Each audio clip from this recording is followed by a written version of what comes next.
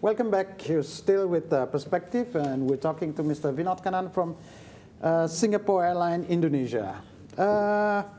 Company, Singapore Airline, people know it's government, it's Temasek, it's government too. Are you benefiting, or are you not benefiting for this association of, it's partly government owned as well? Well, rather than benefit or not, I mean, it's the state of play. I mean, it's how things are. Well, the fact that we are based in Singapore gives us a lot of advantage. Geography, efficiency. The airport, Changi Airport, is consistently rated as one of the best in the world. So when we look at an operational perspective or a connectivity perspective, that definitely helps us. And I think in the end, for any company or for any airline, for us to survive long enough and for us to be around and be appreciated for a while, we need to have some stuff. So we've got things, touch wood, still working for us. I think that is the main message which the customers take home, apart from the government ownership or the... So basically it doesn't affect your operation, not more or less not. Yeah, I think it's in the end what we do that matters and the service we provide. What if you talk Singapore Airline, what would be the core business, the core activity, or the core, area of the... for Singapore? Let me go back to our mission statement. Our mission statement is we are in the business of transporting people from point A to B. Of course, in the meantime, we make sure that they get the best service that we can provide. And in the end, of course, we're also responsible to our shareholders. So it's a combination of a couple of factors. But paramount importance to us is the people who keep us busy, I mean, the customer. In the end, the requirement, I wouldn't just say what we do, but it's a requirement for us to make sure that the customer is happy and the customer is well served and the customer comes back to us, because as you said, there's a lot of competition out there. There's a lot of other choices available to the customer. So retaining the customer is paramount to us. So let's say service is up on the list. And what do you think is the effect of like low-cost airline, for example? You have Scoot and Tiger Air and something in India too, I don't know. Yes, glad you brought up India. It's actually a full service carrier. We are tying up with Tata's, which is one of the biggest conglomerates. Oh, the one in India. What is it called? It's called Vistara. Vistara. Yeah, we've just started flying in January. So it's a full service carrier, and it's trying to redefine the way the Indians fly. I mean, it's something new. It's a different concept with a different set of services and so on. But looking at how it works off with the whole set of low-cost airlines and the others, I think in the end, what we are looking at is hopefully a place or a setup where if a customer needs to travel from one point to the other, he comes to the Singapore Airlines group. Well, I mean, let's just look at an example. If you're going to go on a holiday, probably you're not going to be paying top dollar premium class and so on. Because you're probably going to be going with your family. I mean, you have 4 or 5 of you, and you just want to get there and then start enjoying your holiday. So there's this market which is kind of more price sensitive, which basically is looking at getting there with, I mean, reasonably good service, getting there on time, and then getting back. Whereas, on the other hand, if you're traveling on work, if you're going for a conference, say in the US, you're going to be flying on business class because it's a longer flight, because you require more rest before you get there and start your interview or your speech.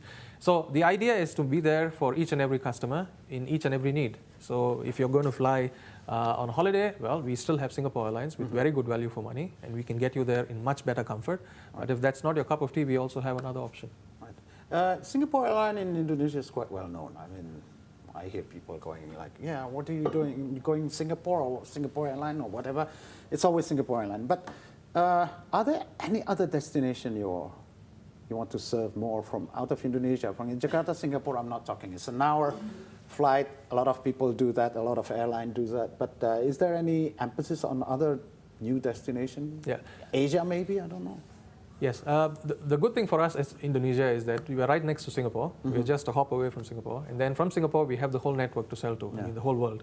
So basically a hub. It's our hub, exactly. So starting, you mentioned Asia. So there's North Asia, there's the whole China, Japan, and that part of the world. There's Europe, because Indonesians still enjoy Europe as a holiday destination. And then there's the US, the USA, where we still fly to both the East and West Coast, and as well as Houston. So we've got almost the whole variety of destinations that we fly to. And Indonesians, as you said, it's not just Singapore. Many of them do go on beyond to other places that we fly. Yeah. And when you serve America, for example, I think you have less advantage, for example, for Philippine Airlines who goes to Guam, and it's playing closer to America. What are you doing to do that, to offset that sort of service? Or? Yeah, I mean, it goes back to the three pillars that we have, which is product, which is a very good aircraft, very good seats, service, which is what we offer, not just in the air, but also on the ground, and network. I mean, we've got coverage to the most important cities. There's Los Angeles, there's San Francisco, there's, as I mentioned, Houston, and then New York. But the key is that en route, I mean, it might be slightly longer, but then en route you have a lot of other things which others can't offer. First and foremost, as we already said about Singapore, transiting in Singapore is a pleasant experience compared to some of the others. Now, when you get to Singapore, in fact, everyone who connects via Singapore from Indonesia gets $40 as a voucher to spend in Singapore for food. Since when? To buy. Well, it's been hear about that. It's been going on for a while. The next time you should try it out. So everyone who transits in Singapore gets $40 to spend to enjoy. I mean, $40 per person. So if it's a family of 4, it's 160 Singapore dollars. So it's good stuff. We've also got a lot that Singapore has to offer if the passenger wants to stop and break his journey. Otherwise, get on our flights. We've got the best in-flight entertainment. We've got the best seats. We've got the best service, and we get you there on time. That's key. And you also have the Singapore girl. And we have the Singapore girl. It's very funny because Singapore girl, when you see the image, it's like you have the sarung, you have the kebayas. It looks slightly Indonesian, but it's actually Balma who designed it in '68? In 1968, yes. And you are not changing that. You're keeping that image. Well, let me say that at the moment we are still keeping it. And it's really the face of the airline. I mean, what we are is really the Singapore girl who symbolizes the service, the grace, the elegance. And I think it's served us very well. That's why. So you're not going for the other airlines. They're emphasizing, nice seats, nice food. Well, you go Singapore girl.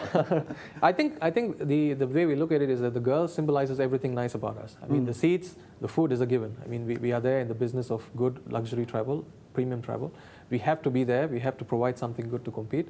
But really, what makes the difference is the girl. I mean, when the service is provided with a smile and with a lot of courtesy and with a lot of warmth, I think that is what differentiates us from other people who might have even bigger seats than us. Just a question: when you talk about service, there must be a standard. For example, an airline would have 3 stewardesses and 4 person, whatever. Do you go over that, or are you still following the basic standard? Well, just curious. We do have. I mean, every airline, as you said, or everyone who operates because of civil aviation guidelines has a safety requirement. So definitely we have to keep to that minimum. But of course, where it's necessary and where service demands it, we do exceed that. Okay, let's go back to the break, and then we'll continue our conversation. Please stay with us.